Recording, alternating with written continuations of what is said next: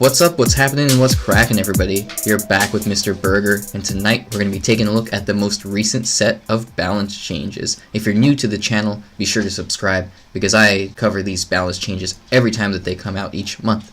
And I also cover a bunch of cool and fun decks, go into depth on how to play them, give you some tips on them, and sometimes I even play some live matches.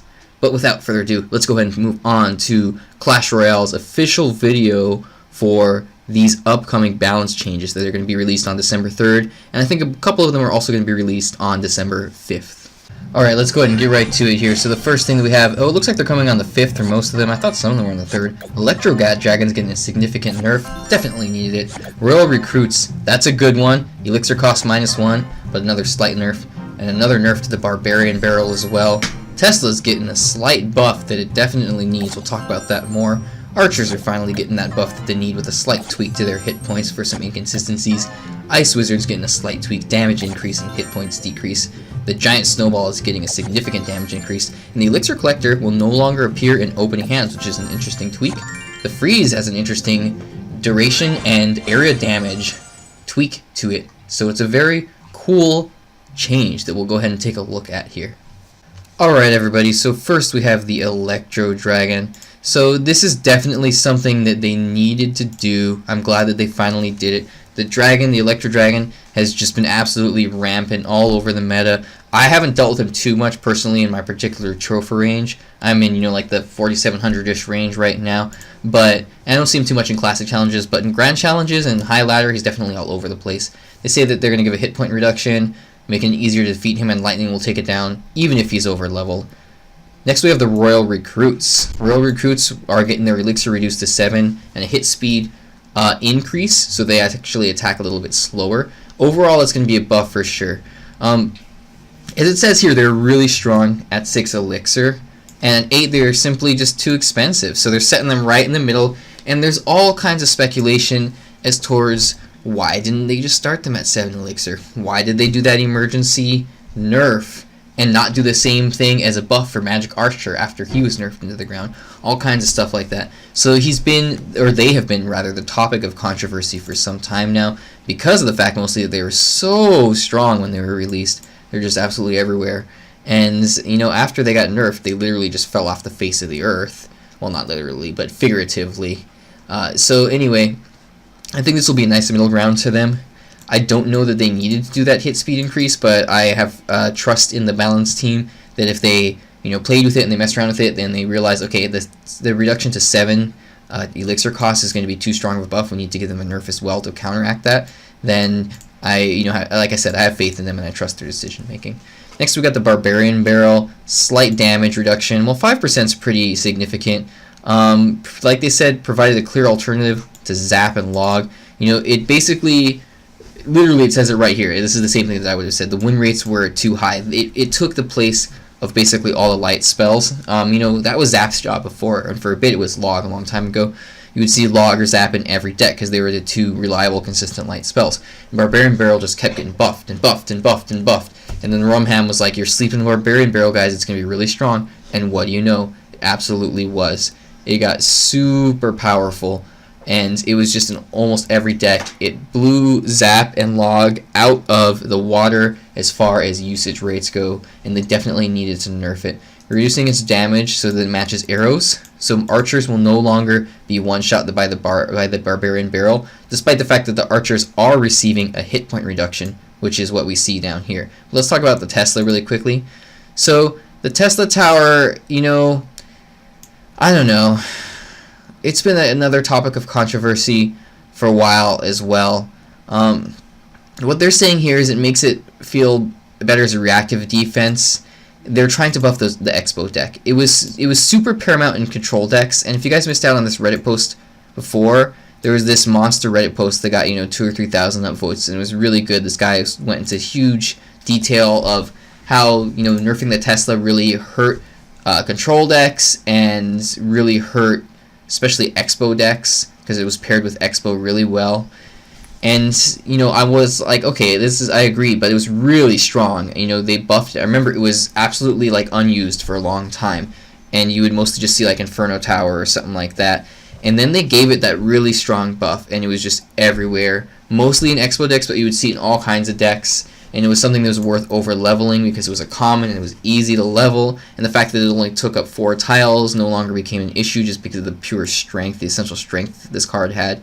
And then they nerfed it, and it really fell off the map, and that was one of the things that really hurt the Expo decks. So giving it this buff, it'll be interesting. The first attack goes a little bit quicker, and as we can see with like the Royal Hogs and the Magic Archer, that initial hit speed can make a huge difference for a card. It can make a card go from completely dead to one of the most prevalent cards in the meta, or the exact opposite. Again, take a look at the Royal Hogs and the Magic Archer, respectively. Alright, next we have the Archers. They're getting a damage increase and a hit point reduction. I talked about that hit point reduction. It's not going to make a big difference. It's just that now they're going to have, like, I think it's like 75. The damage I think is going to be 75 at tournament standard level or something like that. Don't quote me on that one. But anyway, what I'm trying to get at here is their hit point reduction isn't going to give them any major interaction changes as far as I know. Nothing's been posted about it yet, and usually people on Reddit are pretty on top of like, okay, here's all of the things that are going to be changed by these balance changes and the direct interactions that they're going to change. You know, like when the Ice Wizard got his increase, we'll talk about him next, but in another tweak he got an increase to the duration of his slow effect, and that didn't change a lot except for the interactions with the other Ice Wizards and with the Electro Wizard. So the Archers, they needed this damage increase. They've been calling it for a while. It was definitely a card that, they were definitely a card that has kind of fallen off the map. They were really good, reliable support. You know, they don't die to Zap. They only cost 3, so they're not really fireballable. They're not fireball-y cards. You know, they were just, and they had good DPS, and it's just a great card overall. So this is just a minor tweak. And like it said, they fell out of favor for Musketeers and Wizards and just other range support. I really like the Archers, so I'm going to be really happy with this tweak. Not too worried about the hit point reduction. The damage increase is going to be good because I don't think the hit point reduction will make any significant changes to any interactions. Like, they're still going to live through the same things, so ultimately it doesn't matter too much. Now the Ice Wizard, he's going to get a damage increase and a hit point reduction. This is interesting. A lot of people are complaining about this. They're saying, you know, that like, okay, he's now fallen out of his role of being relatively tanky, and he's just another fireball-y card, just another card that dies to fireball or poison or whatever, like the Wizard or like the Musketeer, you know, or I guess in those cards they die to fireball and zap, or they completely die to a poison. But either way, he has that lower HP now, so a lot of people are complaining about that, but I think it's pretty cool because they're giving him a damage increase for that, so it kind of solidifies his role as a ranged support. So it's going to be an interesting tweak. It's going to change his role, I think.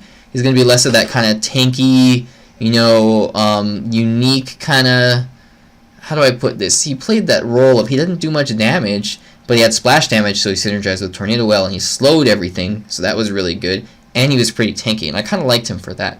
He was my first legendary, so I have a soft spot for him, and I really enjoyed the fact that he was always tanky, so I'm not too sure how I feel about this, but it'll be cool to see him playing a different role, being more of like a Musketeer with that slight AoE and that slow effect, and he'll still have his, you know, signature slow effect and his area of effect damage and all that good stuff. Alright, next we got the Giant Snowball, and as somebody said in a comment, welcome to the game, Giant Snowball, because it's getting a damage increase of 14%. This Snowball, it did like the least damage of any light spell in the game. It did less than Log, it did less than Zap. I believe it did less than Barbarian Barrel as well. Well, definitely with all the buffs it's been getting. But the Giant Snowball, it needed this buff. I'm really happy that they're doing this. It's a fun card to play with, as they said. There's a lot of cool like King Tower activations and cool interactions that you can do with it. So I'm glad that they're giving it a significant buff. It really needed this buff, and just, you know, good on them for finally taking care of it and putting that card hopefully back into the meta, because it's a really fun, unique card, and there's not too many spells in the game ultimately. I mean, there is, but there's only so many spells in the game, so it'll be really cool to have this one, you know, brought back into the meta. Alright, so let's see. This one up here says that they're coming on 12.3, so let's take a look at that. That's those first set that we just did there, and then what I want to take a look at next rather is these two down here that it says are going live on 12.5. So I think that it's going to be two separate implementations, and then there's probably also going to be like a quality of life patch coming up pretty soon, maybe in January, if not, you know, mid-December. But hey, we'll see. Fingers crossed. Alright, so these two are really cool. I'm excited to talk about both of these. You got the Elixir Collector, and no longer appears in opening hands. And basically, I mean, like they said here, it's one of the most polarizing cards in the game. It completely changes. It's very like RNG inducing. Like they said, it warps matchups more than any other when it's in your opening hand. So whether you start with it or whether you don't start with it, that can make a huge difference for your deck and for how the match goes in your favor or against your favor. So for example, if you start with it and you've got it and you've placed it down and they don't have Rocket or whatever their heavy spell is until like the 7th or 8th card in their hand, then you've already basically gained, you know, significant value with it, and you've gotten the ramp up going, and they aren't able to apply that pressure, you know, before you have the elixir and the advantage and the elixir pump up and all of that stuff. So this will be really interesting. It's the first time that they've done this. Oh no, didn't they do something like this with Mirror? Yeah, Mirror no longer starts in your hand, I believe, either. It is an opener in your opening hand. So same thing with Elixir Collector now. That's really cool.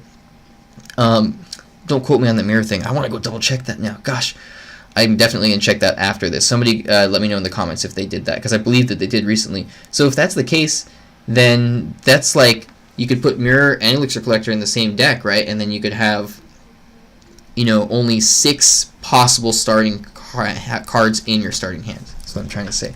But either way, it's going to be a really cool tweak to the Elixir Collector. I'm excited for this one. Let's take a look at the freeze next. The duration is always going to be 5 seconds now, but it now deals area damage. Somebody explained that in the German, it says it gets a small damage value, but somebody explained in the German patch notes that it's not when the freeze hits it does damage. It's like when the freeze hits, the next hit of damage does increased damage. So I don't think you have to worry about activating the King Tower. But I'm not 100% on that. We'll see how that goes through, because they don't mention that right now. We're going to have to wait and see exactly how this is once it's implemented. But either way, I'm really excited about this rework. They really need to rework a few cards in this game, and a lot of people have been calling for this for a long time. And some people have talked about how it's like, well, not every card has to be meta at all places. Like Bomber doesn't have to be super meta at, you know, Master Leagues, you know, or like the highest Grand Champion League, or in Grand Challenges at 11, 12 wins. You know, he can be just a reliable, solid support for early arenas when players are learning the game and kind of learning the interactions, and then he gets outplaced by, you know, like Musketeer once it's overleveled, or like a Wizard once you get it, or a Legendary like an Ice Wizard once you get it, or something like that.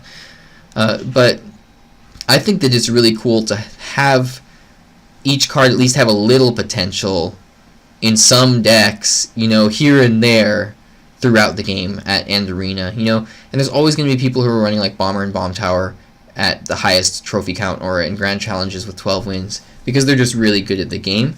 But that doesn't make them super viewable cards. It's just the really good players. So this rework, it's going to make it an interesting change, because it's always going to be 5 seconds, so that what's going to happen now is that every time that you level it up, rather than getting an increase in duration, it's going to get an increase in the damage that it deals.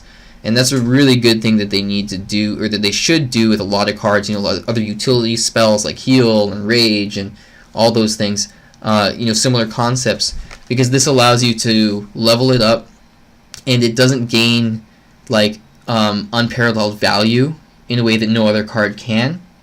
Like every other card is going to have like, okay, straight up damage increase, hit points increase, you know, and that's basically it every time that you level it up, right?